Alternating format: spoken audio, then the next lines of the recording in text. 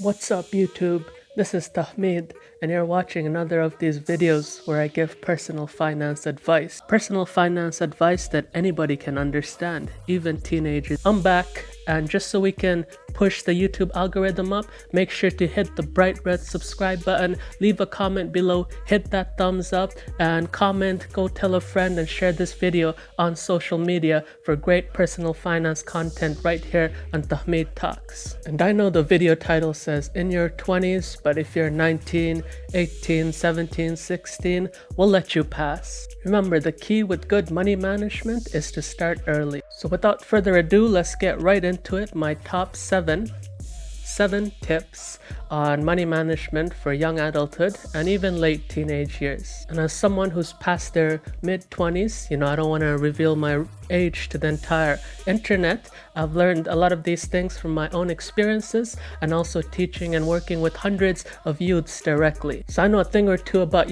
what young people are into, what they're spending their money on, and it's not a boatload of avocado toast. Tip number one, living within your means. And this goes for any age really, but the earlier you do it, the better you're going to set yourself up for financial success. So what does it mean to live within your means? Well, I'm gonna break it down for you. The bigger the beard, the bigger the sage. So living within your means is great money advice at any age. It means that you should be spending less than what you're bringing in. And the early way to get to that point is obviously, surprise, start budgeting.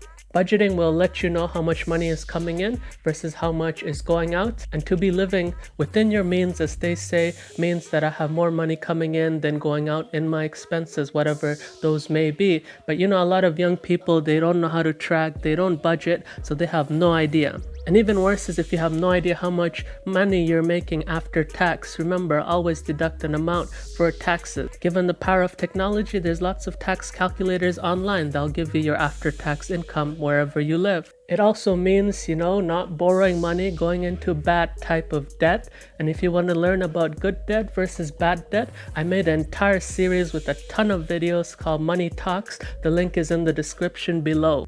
But it means not accruing bad debt, and one I see all the youngins get into is credit card debt. And I know, there's the shady dudes and dudettes at your university, at the mall trying to peddle you credit cards, but say no.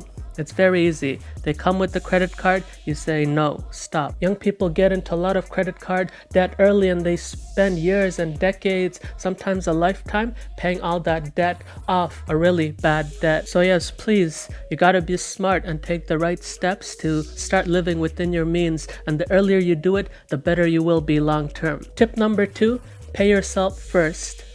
Well, what does that mean? I'm supposed to go out there and somebody's supposed to give me a wage or salary, and that's how we get paid. Well, paying yourself means taking that money which the employer cut you a check for and then putting it in your own name. And that means putting some of it away for a rainy day in your checking, savings, or if you're a level advanced, into your investment accounts. And experts have all type of suggestions, your monthly paycheck or bi-weekly, if you're into that, 10-15% at least, in my view, minimum, should be going into your own name. And the rest, once you pay yourself, you can spend that on, your expenses and the fancy things like eating out, getting bubble tea, getting coffee, artisan coffee at Starbucks, whatever tickles your fancy. But always, before you splurge and go crazy, make sure to pay yourself first by putting a set amount of money away for the future. And one of the things that young people are getting a lot of flack for these days is we're putting money away into checking and savings account. And if the economy is at historically low interest rates, so that money earns a measly 1% or even lower in some places. That's a terrible return below inflation. You don't want that. That means your money is losing value daily. That's why it's important to educate after paying yourself about where that money should be put to work too. And you're lucky, my Money Talks series talks about all the different places, from real estate investment trusts to stocks to bonds and funds and all these vehicles where you can put that money hard to work. And the earlier you put it to work, the more return you will be getting over time. Tip number 3, the best things in life for free. Have you ever heard that saying before? Well, what I'm trying to say is being frugal, it really helps, because being frugal means that you have a better chance of living within your means and paying yourself first and paying yourself a higher amount every month by putting away more shiny pennies. And just because you're looking into being frugal doesn't mean you need to live a bad, unfulfilling life. There's a lot of resources online on minimalism. I hear that's the wave that you can look into. But instead of going out to fancy amusement parks for roller coasters, which get your heart rate up for 2-3 minutes, you can just go to the public park for free and have some fun there for a picnic or go on the swings or whatever you like to do. You can go to the local park and kick a ball around, throw a frisbee around, and have tons of fun for free. Also for free, you don't need to go on Kindle and buy every single book you see. You can just go to your local library, those places still exist, and borrow all the books in the world. Tip number 4, don't develop expensive hobbies. And once again, this comes back to the point about frugality and being good with money. And the reason I say this is if you develop expensive hobbies early, there's a lifetime cost to those hobbies. And it could even be vices like alcohol, weed, and tobacco. These things, they are super expensive and you're going to be consuming them year after year, and those costs really stack up. Or another one that I see a lot of young people, they become some sort of food connoisseur, going to fancy restaurants, eating out every single day, or some of them every few days, and that's really gonna hurt your wallet. Instead of that, you're better off developing some skills such as cooking at home or meal prepping that will help you save money over the long term. Other expensive hobbies I see among young people is movie going to the cinemas. It's much more expensive than chilling at home and watching Netflix for like $10 a month. Tip number 5, don't run out and buy a luxury car. This is a trap I personally fell into, and I've been looking at the market for luxury for some time. I think it's a thing with young people, especially guys, but I'm lucky that I didn't shoot, because cars are one of the worst things you can put money into, especially a luxury one which depreciates much faster than your run-of-the-mill Toyota or Honda. I know you love that logo on the BMW or the Mercedes and the shiny paint and what your friends are going to say, but it is a financial mistake that will set you into a hole for a long, long time. And cars have other carrying costs beside the car notes that you'll be carrying a financial burden, such as insurance,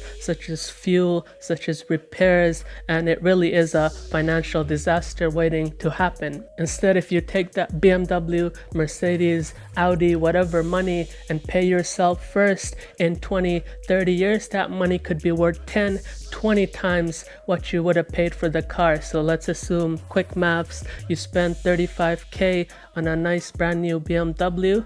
10 times that, even at modest returns, in a few decades would be worth 350 grand. Is an entry-level BMW worth 350K of returns, future returns?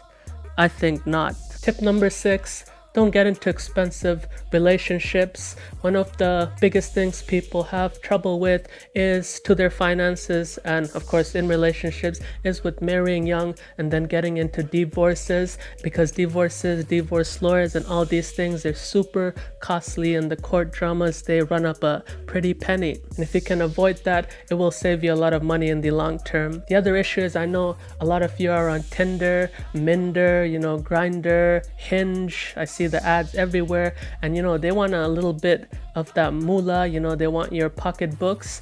But by going on a different relationship and date like every other night, and even if you split the bill 50-50, it's 2020, even then you're dishing out some good money on maintaining these relationships, and if they're not going to last a long time and you're not really getting anything out of it except a thinner wallet. I'm just being real here, real talk. Tahmid talk. Last but not least, tip number 7, the final one, is always invest in yourself. And I already alluded to this earlier, picking up skills such as cooking at home and cooking for yourself will save you a bag load of money down the road. Things like making your own cheap iced coffee at home instead of buying it out every single day. These things over the years do add up a lot. And of course, most importantly, develop your money skills. Personally, for me growing up, these are not things I was taught. I learned because I spent a lot of time on the internet and I was curious, and I also got the chance obviously later to go into business school, which is not a place I thought I would end up, but it was transformative for me. And I kind of started late. I got interested in money and money matters around 16, 17, but I'm a quick learner and I picked up quickly. And I'm telling you, as someone who's been through that journey, the earlier you invest in yourself, in your personal finance knowledge, the better off long term you will be. And yeah, thank you for joining me on another episode of Money Talks and Tahmid Talks. You're watching my channel, and as always, hit that red subscribe button, leave a comment, hit the thumbs up, and I'll see you again here soon. Take care.